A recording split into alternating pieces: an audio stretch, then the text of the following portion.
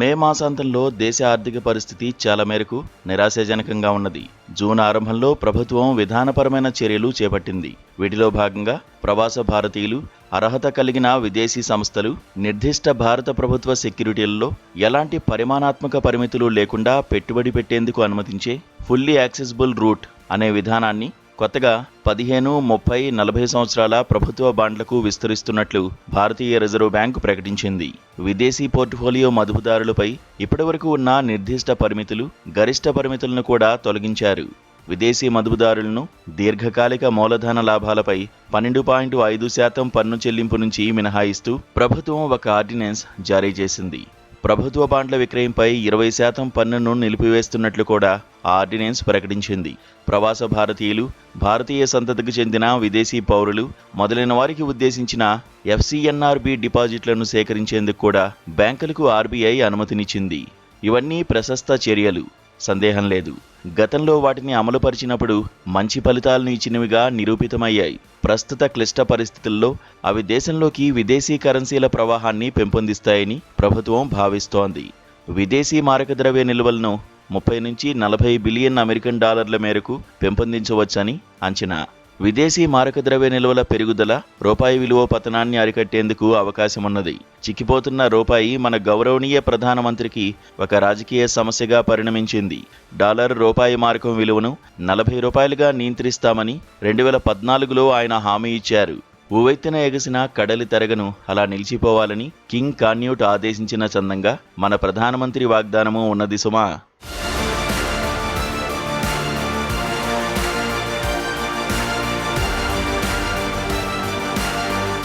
సరే, ప్రభుత్వం చేపట్టిన చర్యలతో నష్టాలు వాటిల్లే అవకాశమూ ఉన్నది. ఆ నష్టాలేమిటో మనం ఇప్పుడు తర్కించిన అవసరం లేదు. ఎందుకంటే ప్రభుత్వానికి, RBIకి ఆ చర్యలు చేపట్టడం మినహా మరో ప్రత్యామ్నాయం లేదు. ఆ చర్యలు అసలు చేపట్టకపోతే జరిగే నష్టం మరింత అధికంగా ఉంటుంది. దేశ ఆర్థిక వ్యవస్థ క్రమంగా సంక్షోభంలోకి జారిపోతుందన్న వాస్తవాన్ని ప్రభుత్వం చాలా నెలలుగా, మరి ముఖ్యంగా ట్రంప్ సుంకాలు, ఇరాన్పై అమెరికా ఇజ్రాయెల్ యుద్ధం, భగ్గుమన్న చమురు ధరలు, సరఫరా గొలుసులు విచ్ఛిన్నమైన వాటి నుంచి ఆ నిరాకరణ స్వరం మరింత హెచ్చింది. భారత్లో మదుపు చేసే విషయంలో విదేశీ మదుపుదారులు చాలా జాగ్రత్త వహిస్తున్నారు. విదేశీ పెట్టుబడులు తగ్గిపోవడం, దేశం నుంచి విదేశీ పెట్టుబడులు తరలిపోవడం, విదేశీ మారక ద్రవ్య నిల్వలు తగ్గిపోవడం మొదలైన పరిణామాలు ముంచుకొస్తున్న ముప్పును స్పష్టంగా సూచించాయి. అయినా ఆ ప్రమాద ఘంటికలను ప్రభుత్వం పట్టించుకోనేలేదు. 2022-23 ఆర్థిక సంవత్సరం నుంచి స్థిర ధరల వద్ద గ్రాస్ ఫిక్స్డ్ క్యాపిటల్ ఫార్మేషన్ స్థూల దేశీయోత్పత్తిలో 32.3%గా మాత్రమే ఉంటోంది. ఈ GFCF ప్రభుత్వ రంగం, గృహరంగం, ప్రైవేట్ రంగాల మధ్య ఇంచుమించు సరిసమానంగా విభజితమై ఉంది. పెట్టుబడులు మరింతగా పెట్టేలా ప్రైవేట్ రంగం దిగ్గజాలను పాలకులు పదే పదే కోరుతున్నారు, బుజ్జగిస్తున్నారు. ప్రైవేటు వ్యాపారవేత్తలను ఆకట్టుకునేందుకు ప్రత్యేక ఇన్వెస్ట్మెంట్ సమ్మిట్స్ అట్టహాసంగా నిర్వహిస్తున్నారు. అయితే మదుపులు పెట్టేందుకు ప్రైవేట్ రంగం సమ్మతించడం లేదు. ముఖ్యంగా తయారీ రంగంలో మదుపులకు ససేమిరా అంటోంది. స్థిర ధరల వద్ద స్థూల విలువ జోడింపులో మ్యానుఫ్యాక్చరింగ్ వాటా NDA ప్రభుత్వాల హయాంలో చాలా సంవత్సరాల పాటు 17%గా మాత్రమే ఉన్నది.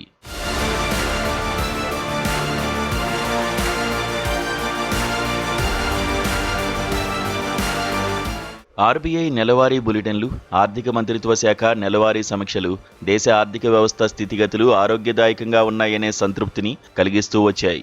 అయితే ఈ బులెటిన్లు, సమీక్షలు మరీ ఆశాజనకంగా ఉన్నాయని, యథార్థ పరిస్థితులను కప్పిపుచ్చుతున్నాయని, ముంచుకొస్తున్న ముప్పును సరిగ్గా గుర్తించడం లేదని చాలామంది ఆర్థికవేత్తలు మొత్తుకుంటూనే ఉన్నారు. వ్యవస్థాగత బలహీనతలను కప్పిపుచ్చేందుకు ప్రభుత్వ ప్రతినిధులు వాక్చాతుర్యం ప్రదర్శిస్తున్నారని కూడా పలువురు ఆర్థికవేత్తలు తీవ్రంగా ఆక్షేపించారు. ప్రస్తుత సంక్షోభ పరిస్థితులను అధిగమించేందుకు చేపట్టిన చర్యలతో ప్రభుత్వం సంతృప్తితో మిన్నకుండిపోతే అంతకు మించిన పొరపాటు మరొకటి ఉండబోదు.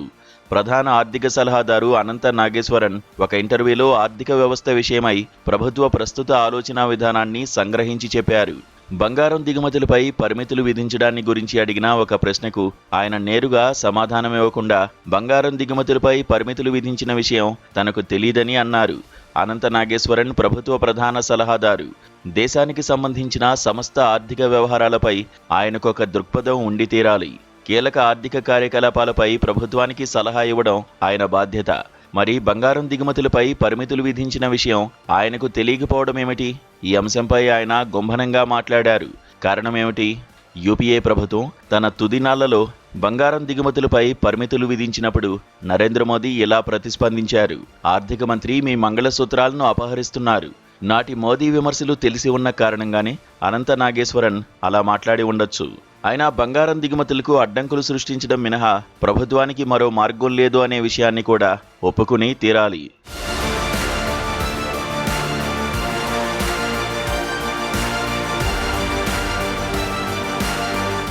మరింత ముఖ్యమైన విషయం ఏమిటంటే గృహ సంబంధిత రుణాలు జీడీపీలో 41% పెరిగిపోగా పొదుపు మొత్తాలు జీడీపీలో 6% తగ్గిపోయాయి. తక్కువ పొదుపులు పారిశ్రామిక పెట్టుబడులకు అందుబాటులో ఉన్న దేశీయ మూలధనాన్ని పరిమితం చేస్తాయి. ఫలితంగా దేశ ఆర్థిక వ్యవస్థ విదేశీ పెట్టుబడులపై మరింత ఆధారపడవలసి రావడం అనివార్యమవుతుంది. విలాస వస్తువులను కొనుగోలు చేసే చాలా తక్కువ మంది సంపన్నులలో మినహా వినియోగ వ్యయము బాగా తగ్గిపోయింది. ఎంఓఎస్పీఐ వివిధ అంశాలపై వెల్లడించే అంకెలను పాలకులు విశ్వసించకుండా ఉండడం మంచిది. ఆ గణాంకాలు తమ పాలనా దక్షతకు అద్దం పడుతున్నాయని ప్రకటించుకోవడము పాలకులకు సరికాదు. చెప్పవచ్చినదేమిటంటే స్థూల ఆర్థిక గణాంకాలపై ఆధారపడడం అభివృద్ధిలో అసమానతను కప్పిపుచ్చుతుంది.